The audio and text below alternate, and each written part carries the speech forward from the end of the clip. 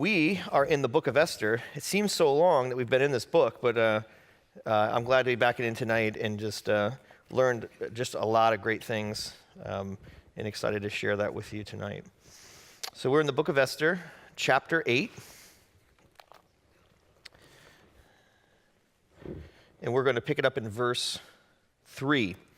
The last time we talked about Esther, we called it a dinner to remember. A lot of crazy things happened at that dinner party. Probably more than has happened at any of our Christmas dinner parties. So this is the moment after the dinner to remember. Esther chapter 8, starting in verse 3. Esther again pleaded with the king. Falling at his feet and weeping, she begged him to put an end to the evil plan of Haman the Agagite, when he had devised against the Jews. Then the king extended the gold scepter to Esther, and she rose and stood before him.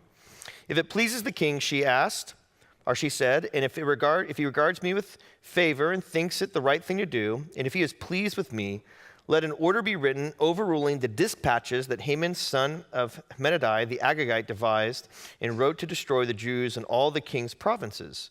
For how can I bear to see the disaster fall on my people? How can I bear to see the destruction of my family? King Xerxes replied to Queen Esther and to Mordecai the Jew, because Haman attacked the Jews, I have given his estate to Esther, and they have impaled him on the pole he set up. Now write another decree in the king's name in behalf of the Jews as seems best to you, and seal it with the king's signet ring, for no document written in the king's name and sealed with his ring can be revoked. And once the royal secretaries were summoned on the 23rd day of the third month of Sivan, they wrote out all of Mordecai's orders to the Jews and to the satraps, governors, and nobles of the 127 provinces stretching from India to Cush. These orders were written in the script of each province and the language of each people, and also the Jews in their own script and language. Mordecai wrote in the name of King Xerxes, sealed it with the dispatches with the king's signet ring, and sent them by mounted couriers who rode fast horses, especially bred for the king. The king's edict granted the Jews in every city the right to assemble and protect themselves, to destroy, kill, and annihilate the armed men of any nationality or province who might attack them and their women and children, and to plunder the property of their enemies. The day appointed for the Jews to do this in all the provinces of King Xerxes was the 13th day of the 12th month, the month of Adar. A copy of the text of the edict was to be issued as law in every province and make known to the people of every nationality, so that the Jews would be ready on the day to avenge themselves on their enemies.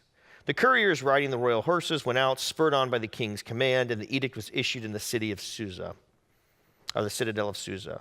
When Mordecai left the king's presence, he was wearing royal garments of blue and white, a large crown of gold, and a purple robe of fine linen. In the city of Susa held a joyous celebration. For the Jews, it was a time of happiness and joy, gladness and honor. In every province and every city to which the edict of the king came, there was joy and gladness among the Jews, with feasting and celebrating.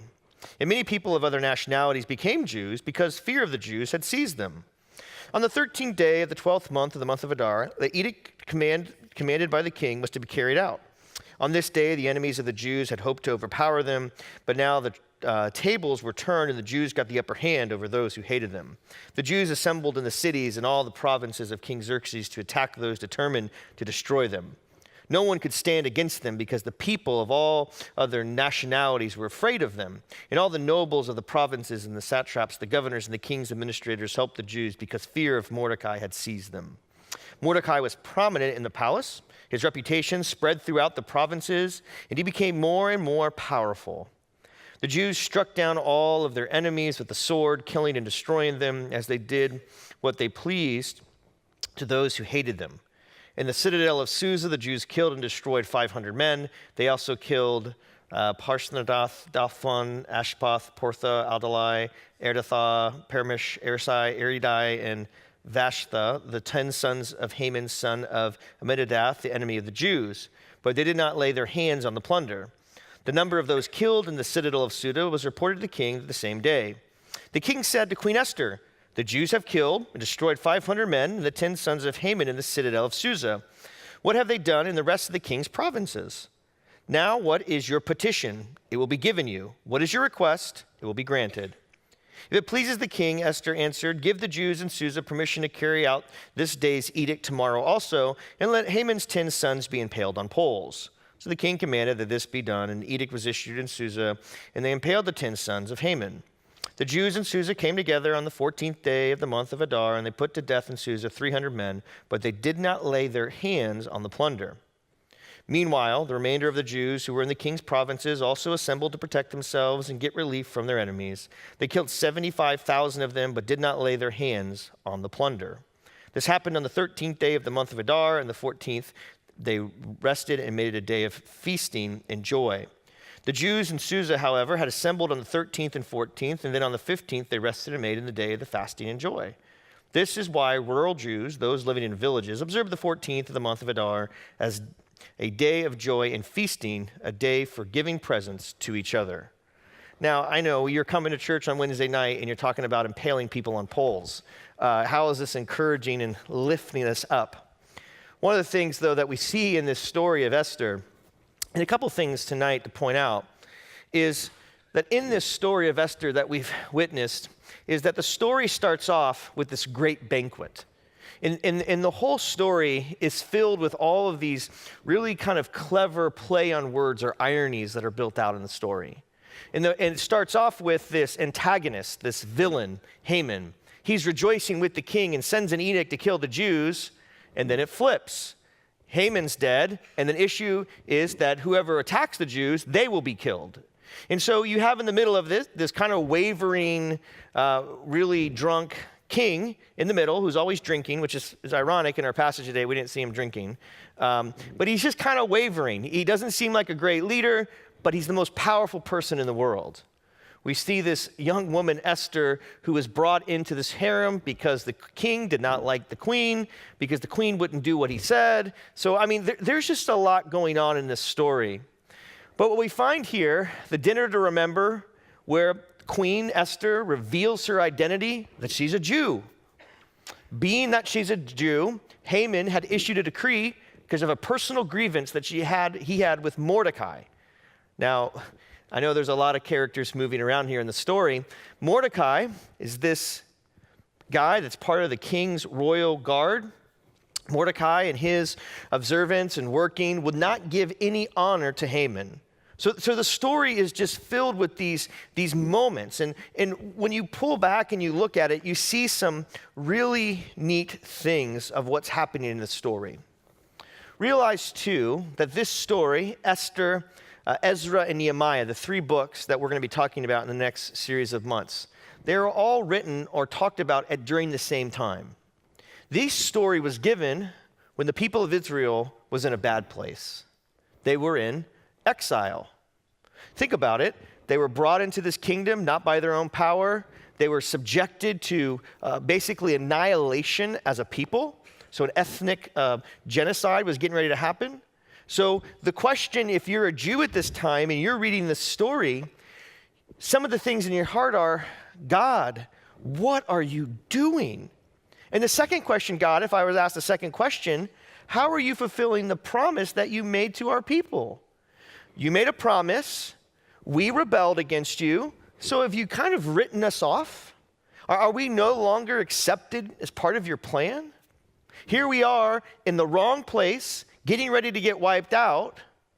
All these things are happening to us. We're hated by our neighbors. We're trying to live in a society. We're trying to do good.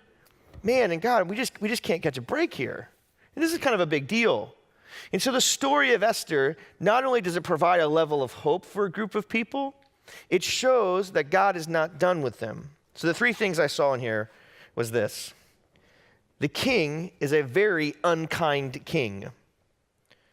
We have a story of Mordecai's clothes, which gets brought up as a theme here. And the last thing is the day of decree. An unkind king, a story of clothes, and a day of decree. One of the things that we might not catch here is this in verse 7 of chapter 8. King Xerxes hears this petition by Queen Esther. He's not a great king. He's not a great husband. He's not a great father. He's not a great ruler. He's actually the opposite of all those things. He's the person you tell your kids, well, he's got a lot of power, but man, does he live a dirty life. I mean, this guy does not care about anything or anyone but himself. He's not a kind guy. So here's Esther begging him to change an edict that he had given. One little side note here, the king, if he gives an edict, he can't reverse it. So the king's a little annoyed. He doesn't care about all these people dying. He doesn't care about all the stuff he's done. Man, the guy just wants to shove all responsibility. He doesn't want to be bothered by anyone or anything. He's really upset that Haman, he thought, was trying to make a move on his wife, so he's like, let's just kill the guy. But nonetheless, though, here in the text, verse 7, King Xerxes replied to Queen Esther and to Mordecai the Jew, because Haman attacked the Jews, I have given his estate to Esther, and they've impaled him on the pole he set up. He's basically saying, what else do you really want me to do? For me to undo this request, that's a lot of work. I'm tired. I've had a long day. Don't you realize I've given you what you wanted? Why are you bothering me? And so it goes on, now write another decree in the king's name in behalf of the Jews as seems best to you. Like, I don't want to be involved with the details. And seal it with the king's signet ring, for no document written in the king's name and sealed with his ring can be revoked. In some way, the king cares very little about these people. He just doesn't really care. One of the commentators says this regarding verse 8. When it uses the word here, as you see fit, indicating that both instances the king is rather detached, always preferring to delegate even matters of life and death to his underlings. He just does not a good guy. Also, what it says here in verse 8, this idea of behold, or it's verse 7, it says, behold, I've given the state, impaled him on a thing. It doesn't say it in the NIV, but it says it in other versions. These words, they're really not translated, and it shows that he's incredibly agitated. The reaction is consistent with what we expect from a king who doesn't like responsibility and rather delegate to someone else when his quick and easy response to a crisis is not received as a solution. So Esther, in asking for the king to be kind to her, he does it surely out of just, hey, Esther, I really think you're great, but I really could give a rip about anything else. And you find here that the king just doesn't care. Take the ring, do what you want. I'm going to go out and do what I want to do. An unkind king in this matter. The second thing is the story of clothes, or Mordecai's clothes. One of the things that the book of Esther does, it uses, and it makes this point, that there's something going on with this character Mordecai. Not only is he related to Esther, he gives Esther information and guidance, he raised Esther, but he goes through a definite wardrobe change throughout the book, if you notice it. The first thing here, Mordecai, as we see this really dramatic change, he's wearing his normal army uniform, and then all of a sudden, when Haman issues the decree, he starts to wear sackcloth. Sackcloth was meant to indicate to others and yourself, I'm in a state of deep distress. So in chapter 4, verse 1, when Mordecai learned all that had been done, Mordecai tore his clothes and put on sackcloth and ashes and went out into the midst of the city, and he cried out with a loud and bitter cry. He went up to the entrance of the king's gate, for no one was allowed to enter the king's gate clothed in sackcloth. So he basically takes a burlap bag, in essence, cuts some little armholes, takes a bunch of ashes, throws it all over on him, and he sits in the king's gate because he can't go any farther, and he's letting everybody know, listen, there's something dramatic happening, and it's internal distress, and I'm showing it externally. The next thing about his clothing that's just kind of odd, the king is really can't sleep at night, and so he asks the guy with the scroll, hey, come and read to me all of my great exploits in my life. So the king's up at night, and the guy's reading, and he's like, oh, there was this time when you were about to be killed, and then Mordecai found out what was going on, and he told you, and he's like, the king's like, did we ever give that guy a tip? Like, did we ever help him out? And they're like, no, nothing happened. And he goes, okay, I have an idea. Go get some royal robes, which the king has worn, and the horse that the king has ridden, and on whose head a royal crown is set, chapter 6, verse 8. Go parade him around with a crown and my robe, and go tell everybody he's a really great guy. So the chapter talks about this scene where Mordecai temporarily, out of sackcloth, deep depression, is given this royal robe with this crown, and he's paraded through the citadel of Susa as this great guy. You're like, what is going on here? Then the last thing is right here in chapter 8, verse 15. Mordecai's new set of clothes. Verse 15, when Mordecai left the king's presence, he was wearing royal garments of blue and white, a large crown of gold, and a purple robe of fine linen. And the city of Susa held a joyous celebration. What you see through the story of God's provision to a people that was going to be annihilated, to a promise of a guy, Mordecai, saying, such a time as this to make us stand. He goes from sackcloth to getting a one-day dress-up day, right? And then what happens is he is then given the royal garments. And I think what it's trying to show in this character of Mordecai, and just through the simple thing of his clothing, his place of distress not knowing, his place of honor for his faithfulness, and then lastly, a place of power. He's given a place of power. He lives in a place of distress. He's given honor for his faithfulness, and then he's given a place of power. I mean, if you think about in your lifetime, the times that you've been in distress, and you basically have worn clothes of distress, and then there's those 1 or 2 days when everything seems like it's going right, and you're like, God must be good to me today. And then there are times, and I think what this is pointing to, is there a time when Mordecai comes in with a royal outfit, and he's given power when he was never given power. Think about it. You're a Jew reading this book. Wait a minute. We've been beat up. We were promised for dead. And now we have a place of power? God, what are you doing? And I think the relating through his clothes is that God is telling a story.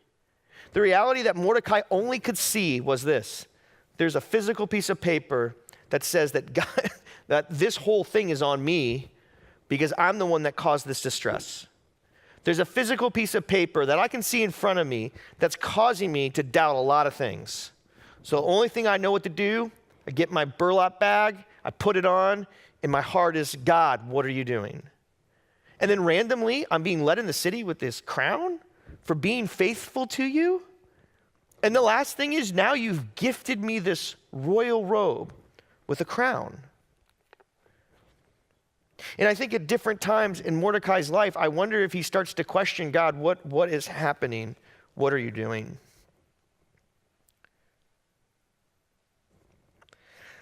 Mordecai, in some sense at the very end of the story, is a type of king. He's a type of ruler. He's a type of someone that would come and rescue the people through his faithfulness. When everything was against him, he was faithful. And if you're somebody, a Jew, reading this book, here's what would run through your mind. One of the things that being Jewish and being people in the Middle East is that you have a tremendous respect for your family history. I mean, us in the United States is we might adopt our grandparents, but after that, we're kind of give up a little bit. But some of us, really it matters, and so we want to trace it back and further and further and further, and you buy the DNA test, and then you find out that you weren't what you were, and you get depressed and all the things like that. But for Jews, it was a really, really, really, really, really, really, really, really, really, really big deal of who your parents were, who your grandparents were, who your great-great-great-great-great-great-great-great-great-great parents were. Because for you, there was a promise made to Abraham, who's your great-great-great-great-great-great-great-grandfather. And this promise for you is that God is going to bless the nations through you. You might not see it, you might not know it, but you know it's a promise to be fulfilled. And here's the thing that the book of Esther gives us. This guy, Mordecai, he's not some random guy. You know who he's related to, what tribe he's from? The tribe of King Saul. This really, really tall, small, obscure tribe. Mordecai, in some way, is like King Saul. The book is drawing us back to the story. Will, Mordecai, you be faithful in a place for you don't know the outcome. Will you choose to trust me? Will you do what I told you to do? Or will you be like King Saul, who took matters into his own hand, who God rejected as a king? Now, why do I think that parallel is here in this parallel of Mordecai? It's because of this. Chapter 9, look at verse 10. Mordecai is given this place of power in verse 3 and 4, but there's this clue that keeps coming out over and over. And when I was reading it, I mentioned it 3 or 4 times, is this. The 10 sons of Haman, son of Hammedatha, the enemy of the Jews, but they did not lay their hands on the plunder. Now you're like, why would you mention that? And why would it mention it numerous times that they did not lay hands on the plunder? They did not lay hands on the plunder. There's a story before this time of King Saul, and this is what happened. It's in 1 Samuel chapter 15. When Samuel reached him, Saul said, "The Lord bless you. I have carried out the Lord's instructions." What had happened was, God said, "I want you to go wipe out this people group and don't touch anything that they have. That belongs to me." So Samuel's the prophet, Saul's the king. Samuel comes up to Saul and says, "Hey," Saul says to him, "The Lord bless you. I've done everything God told me to do." Verse 14, but Samuel said, "What then is the bleating of sheep in my ears? What is the lowing of cattle that I hear?" Saul answered, "The soldiers brought them from the Amalekites." You want to know a fun fact? You know who's a descendant of the Amalekites in the story? Haman. So what's this story telling you to do? What is it bringing you back to? This story right here. "They spared the best of the sheep and the cattle to sacrifice to the Lord your God, but we totally destroyed the rest."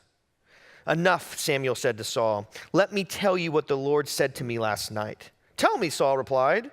Samuel said, "Although you were once small in your own eyes, did you not become the head of the tribes of Israel? The Lord anointed you king over Israel.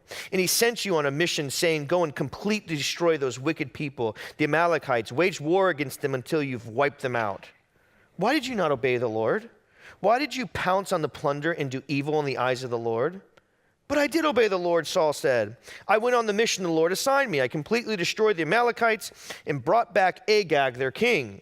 The soldiers took sheep and cattle from the plunder, the best of what was devoted to God, in order to sacrifice them to the Lord, your God, in Gilgal." But Samuel replied, "Does the Lord delight in burnt offerings and sacrifices as much as obeying the Lord? To obey is better than sacrifice, and to heed is better than the fat of rams.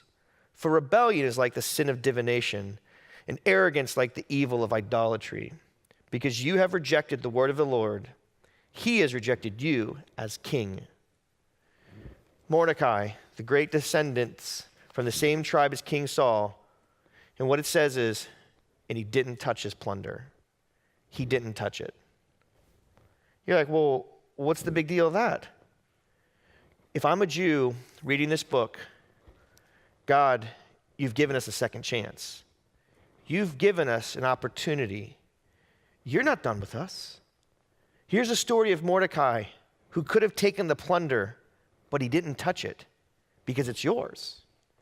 God, you have won at the end of the day. And what happens when this story goes out and they win? Celebration. Look at the irony, the beginning of the book. This king who's conquered the world is celebrating, "I'm the king of everybody, and no one can stand in my way." What happens up at the end?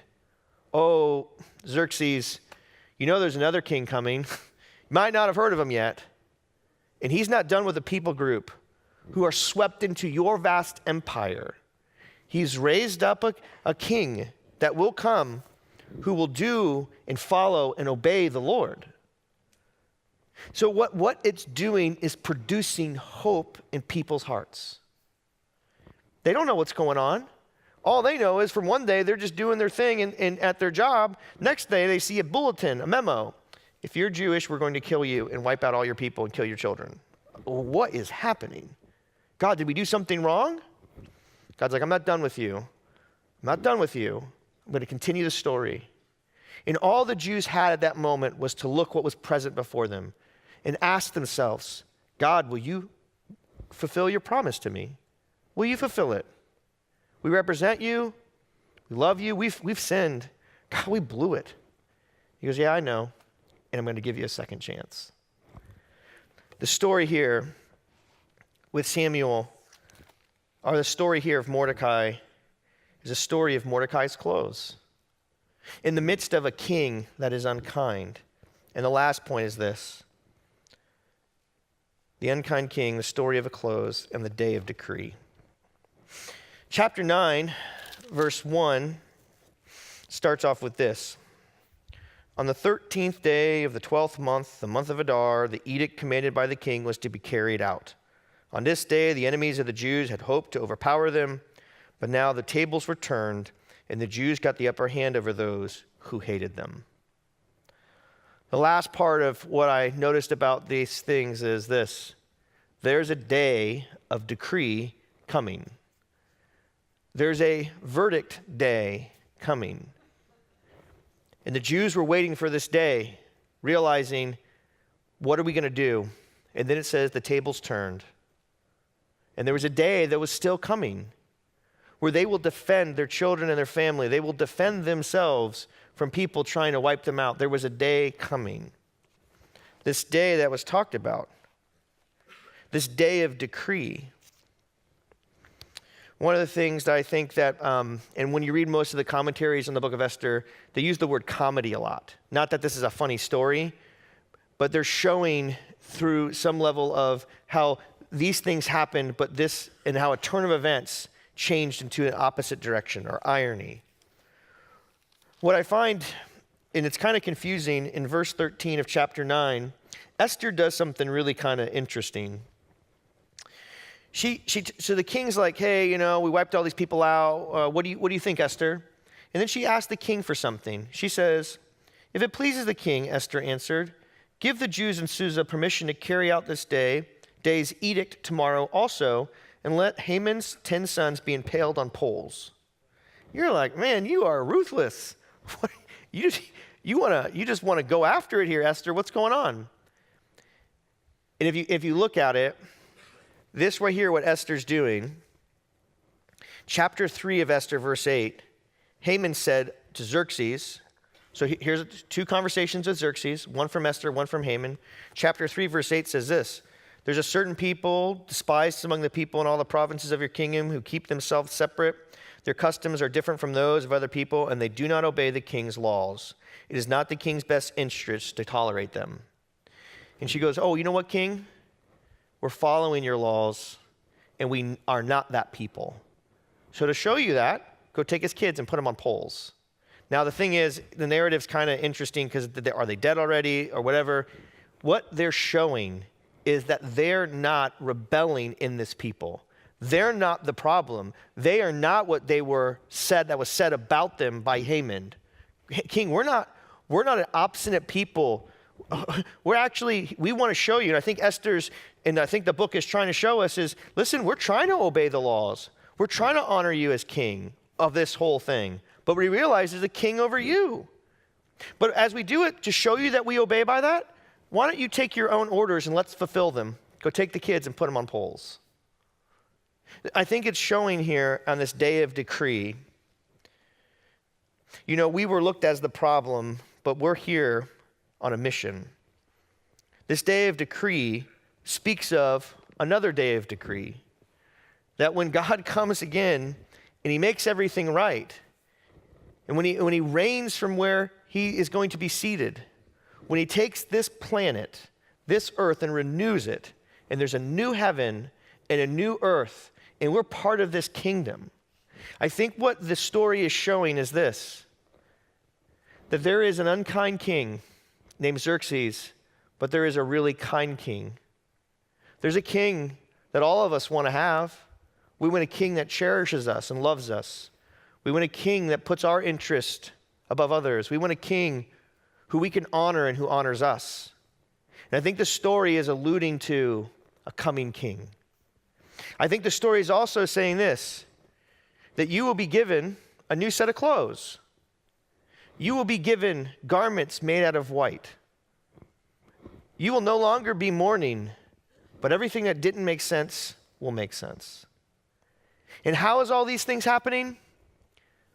Because day after day goes by, the day of decree will come. There'll be a day. It'll happen. And so what I think the story of Esther continues on to do is to talk about these things. That your sackcloth will be turned in for a gown of white. There will be a king who will fulfill a covenant. That he will do what he said he's going to do. And that we'll be with him. We'll be a people. He'll be our God. He'll be kind to us. And out of the abundance of that relationship, we'll look in turn to go forth, to bless, to love, and to function, to live, and do the things that we're all created to do. And so what does that do for us in the middle? We know the day's coming. We know what will happen, but what does it do with us in the middle? Here's the deal. Sometimes you got to mourn. It doesn't make sense. You're going to wipe out who? Because of me? God, I don't know what to say to you. So what I'm going to do is the only thing I know how to do. I'm going to take my burlap sack. I'm going to put it on. I'm going to get some ashes. I'm going to rub it all over my body. And I'm going to be in distress. Because I have no idea what you are doing. It doesn't make sense to me. But it doesn't stop me from coming to you. It's not going to stop me from coming to you, calling to you, asking you, talking to you, pressing into you. Because what I know is you want to give me a second chance. You want to give us an opportunity because you made a promise to us. You made a promise to all of us. I'm going to take you from captivity and I'm going to bring to you into a land of plenty. But here's the deal. That land of plenty, new kingdom, new earth, okay? Or not new heaven, new earth. We're in the kingdom now. He's our king. But there's frustration. There's things we don't understand. And it's a hope of one day it'll make sense. And so it's okay to mourn. It's okay to be confused. It's okay, like Mordecai, to say, I don't know what I did. Man, I don't, is this me? God, what are you doing? And here's the thing. This whole story was written to a group of people. They lost it all. They lost their home. They lost their loved ones. Hey, when Babylon came in, it wasn't a pretty sight. They lost everything. There are people that were nobles. It wasn't a pretty story. Esther, she's not living in Jerusalem, married her Boaz. She got taken into a harem and given to this crazy, unkind king. So what I'm saying is, it doesn't make sense, the reality that's before me, but God, I know that you're God of second chances. I know you're a God who's not finished with me yet. So God, and here's the deal, what I love about this story is you see God's faithfulness when they're in a place that partly was caused by themselves. They were the ones who rebelled against him. They were the ones who didn't honor him. They were the one who said, hey, I'm not going to follow you. They're in a place that they caused for themselves. So does that mean God's not faithful? No, he still is. And so it's okay to be in a place of mourning. It's okay to be in a place of, God, I don't know. I got my burlap sap and I'm just going to make sense. I'm trying to make sense of what you're doing. And eventually I got to release it to you. I got to give it to you. I can't hold on to it anymore.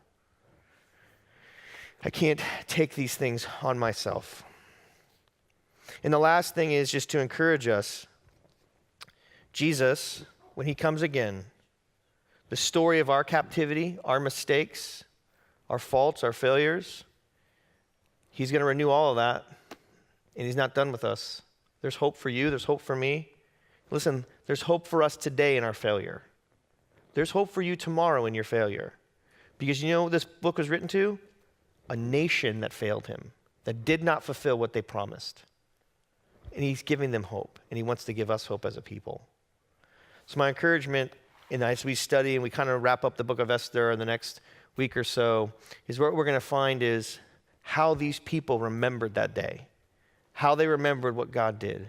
How are things that we in our life can remember God's faithfulness? They created a festival. They celebrated it yearly, and they still celebrate it today.